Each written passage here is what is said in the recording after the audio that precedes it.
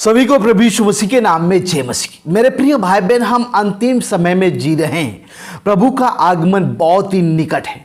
ऐसी घटनाओं के बारे में आज हम देख रहे हैं कि दुनिया भर में ये जो घटनाएं हैं वो तेजी से आगे बढ़ रही है। आज हम देख सकते हैं कि जो मानव जाति है कितना आगे बढ़ चुकी है टेक्नोलॉजी में, और हर एक क्षेत्र में जो मानव जाति है वो आगे बढ़ रही है, लेकिन जो मानव जाति है अपने आप को बचाने में नाकाम रही है। जी हाँ, ऐसी घटनाएं हम देख सकते हैं जहां पर प्रभु यीशु मसीह के आगमन के बारे में हमें संकेत करती हैं, हमें बताती है। और प्रभु यीशु मसीह ने पहले ही बोल दिया था, प्रभु ने पहले ही बता दिया था कि यीशु मसीह के आगमन से पहले ये घटनाएं घटेगी। मनुष्य जाति को बचाने के लिए ही काम करना होगा, यीशु मसीह के ऊपर विश्वास, प्रभु यीशु मसीह को उद्धारकर्ता के रूप में ग्रहण करना। मेरे प्रिय भाई बहन, एक ऐसी घटना सामने आई है कि इज़राइल और फिलिस्तीन के बीच में जब हम देख रहे हैं कि युद्ध हो रहा है, और गाजा करके एक शहर है जो कि एक फिलिस्तीन उसमें देश में आता है, और इज़राइल से सटा हुआ इज़राइल की सीमा में यह शहर आता है।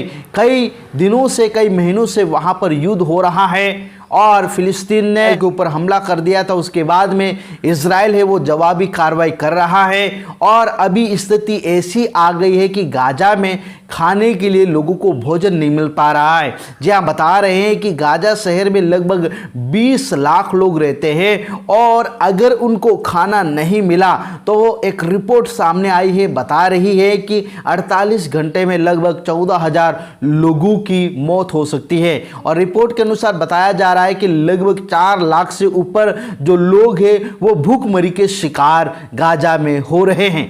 यानी कि अभी फिलहाल की बात हम करें तो वहां पर अकाल पड़ा हुआ है, लोगों को खाने के लिए भोजन नहीं मिल पा रहा है।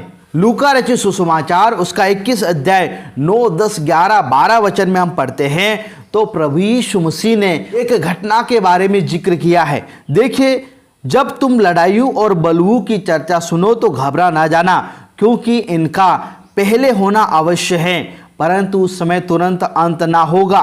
तब उसने उनसे कहा, जाति पर जाति और राज्य पर राज्य चढ़ाई करेगा, और बड़े बड़े भूकंप होंगे, और जगह जगह अकाल और महामारियां पड़ेगी, और आकाश से भयंकर बातें और बड़े बड़े चिन्ह प्रकट होंगे। 11 वचन में लिखा है कि जगह जगह अकाल पड़ेंगे। अभी खबर गाजा से आ रही है कि वहां पर लोगों को खाने के लिए भोजन नहीं मिल पा रहा है, वहां पर अकाल पड़ गया है।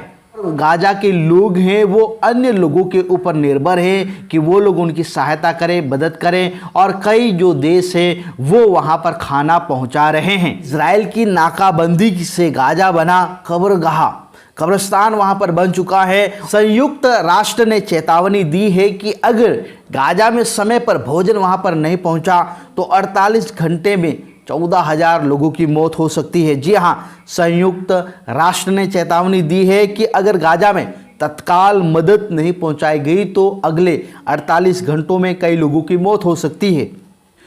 इज़राइल देश की वहां पर 11 हफ्तों से जारी एक नाकाबंदी है। इज़राइल ने अंतर्राष्ट्रीय दबाव के चलते घोषणा की है कि वह गाजा में थोड़ी राहत देगा ताकि भूखमरी की स्थिति को मिटाया जा सके। संयुक्त अंतर्राष्ट्रीय ने बताया कि बीबीसी को बताया कि यह जो राहत है वो एक समुद्र में एक बूंद जैसा है।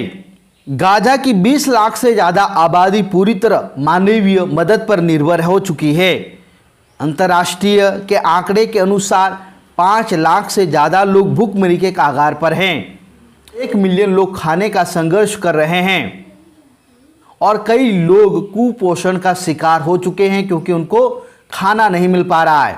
और इस युद्ध के कारण लगभग 50,000 से ज़्यादा फिलिस्तीन लोगों की मौत हो चुकी है।